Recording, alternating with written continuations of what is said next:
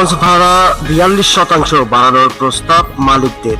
দেশে ডিজেলের দাম বাড়ার প্রেক্ষাপটে অভ্যন্তরীণ নৌপথে লঞ্চ ভাড়া বাড়ানোর প্রস্তাব দিয়েছে লঞ্চ মালিকদের সংগঠন বাংলাদেশ অভ্যন্তরীণ নৌ চলাচল যাত্রী পরিবহন সংস্থা।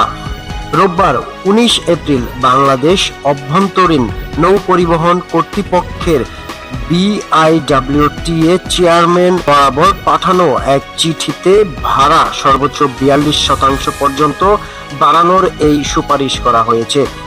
সংগঠনটির ভারপ্রাপ্ত সভাপতি মোহাম্মদ বদিউজ্জামান স্বাক্ষরিত চিঠিতে উল্লেখ করে বলেছে, গত ১৮ এপ্রিল সরকার ডিজেলের দাম লিটারে ১৫ টাকা বাড়িয়ে ১১৫ টাকা নির্ধারণ করেছে। এতে লঞ্চ পরিচালনায় ব্যয় উল্লেখযোগ্যভাবে বৃদ্ধি পেয়েছে।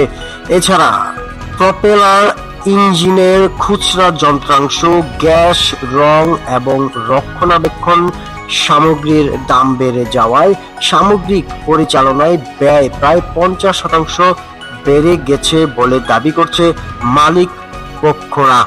লঞ্চ ভাড়া তাই ৪২% বাড়ানোর প্রস্তাব দিয়েছে লঞ্চ মালিক কর্তৃপক্ষ।